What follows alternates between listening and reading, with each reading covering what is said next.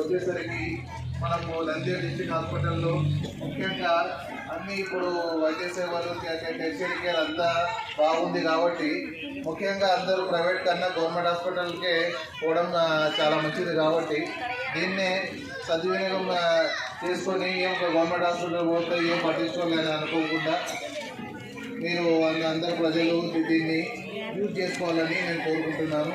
ముఖ్యంగా ఇది ఆరోగ్యశ్రీ పథకం ఎవరు చాలామందికి ఇంతకుముందు కూడా చిన్నపిల్లలు ఆధార్ కార్డు లేదంట.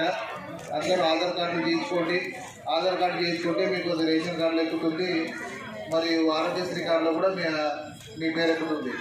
మరి ముఖ్యంగా ఇది మనకు యూజ్ చేసుకుంటే మనకు పిల్లలకి ఎవరైనా గర్భిణీ స్త్రీకి కానీ మీరు ముఖ్యంగా ఏదైనా ప్రైవేట్ హాస్పిటల్కి తీసుకుపోతే మన గర్భిణీ స్త్రీ పేరు దాంట్లో ఆరోగ్యశ్రీ కార్డులో ఉంది. మరి